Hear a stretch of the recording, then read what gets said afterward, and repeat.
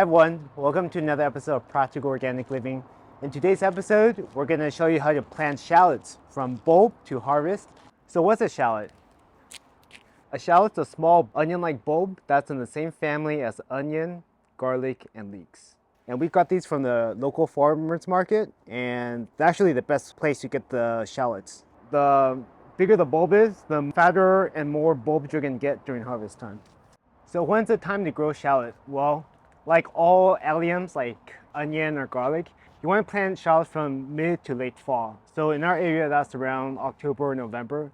But this year is really warm because we haven't even gotten our first frost yet. So we've been waiting for a good time to plant shallots. And the reason you want to plant shallots when it's too warm is because you actually want the bulbs to be cold for a little while so that you'll get bigger bulbs and you'll get more bulbs. So how do you grow shallots? Well, you actually want to grow shallots from bulbs. So if you look at this, there are two bulbs right here. When you plant shallots, you plant one bulb at a time in the ground. As you'll see, the bulbs will actually multiply. So you may get one shallot here during planting time, and then there may be 8 shallots all around by the time you harvest. It really depends on how long you let the shallots grow for. So what I'm doing right now is basically breaking the bulbs up into single bulbs, and I'm placing them in the raised bed where I want to plant the bulbs. And when you plant, you want to keep as much of the wrapper as possible, otherwise it might rot. Planting shallots is like planting garlic. You want to plant a couple inches below the ground, because so what's going to happen is that the ground will settle, and the deeper it is, the more moist the soil is going to be, and you can have these grow a little bit longer. The longer these grow, the more bulbs you're going to get before harvest. So again, you want to make sure that your soil is nice and loose. So in a raised bed, the soil is usually pretty loose. And then you're just going to plant it like this, pointy side up, just like that. So I'm going to do this for all of my shallots in my raised bed. All right, so these will probably take a few weeks to actually sprout. And we'll show you the progress of the shallots as they're growing.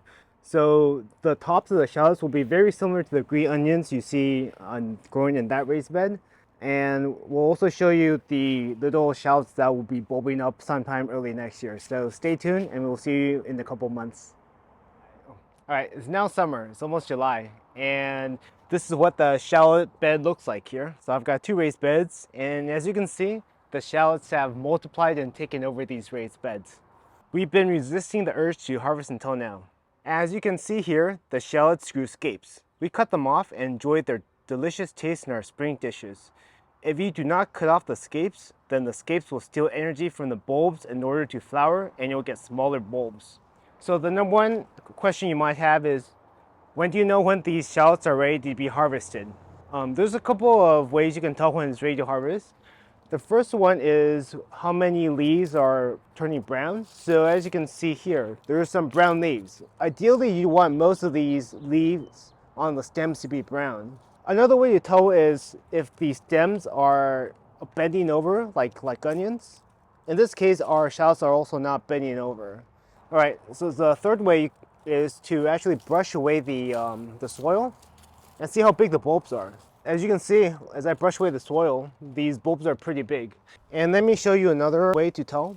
So if we plant one shallot, it will actually multiply into multiple shallots. So as you can see, this one shallot has split into 3 because there's three stems here. So that's another way to tell if the shallots are ready. So what I'm going to do is actually pull this one up. And when you're pulling shallots, you want to be very careful. These shallots are definitely ready to be harvested. They might be even bigger if we let these shallots grow longer, but it's already July. The weather's getting pretty hot, and we want to get these pulled up in order for us to grow more of our different summer crops like this, the ginger you see over here. So what I'm going to do now is harvest all these shallots, and I'll let you see what these look like once I'm done harvesting all these shallots. So this is the reason why you want to make sure you cut off the scape flowers right away. This particular shallot is pretty small, right? Not a lot of bulbs. And the reason is because we let this flower a little too long. And as a result, it sucked up all the energy from the bulb. So this is a great example why you want to be on top of cutting your scape flowers. So the second question that you might ask is, what do I do after I harvest all these shallots? Or how do I store or cure these shallots? It depends on what climate you live in. So in our climate, we live in Zone 9B, which is a pretty hot and dry climate in the summer in California. So we can get away by just putting these shallots on the table and then putting a shade cloth over the shallots. So as you can see here, all we do is really just put these on the table. We don't even have that great of ventilation. And then we just cover them with a shade cloth so that when there's sun in the late afternoon, around 4 or 5, we can make sure that the alliums, the shallots, and the garlic don't get sunburned. All right, so that was our video on growing and harvesting shallots. As you can see, we harvested a lot of shallots from just a few shallots. So we hope we inspired you to grow some shallots at home, and we hope you learned something from this video. So we'll see you in the next video, everyone. Bye.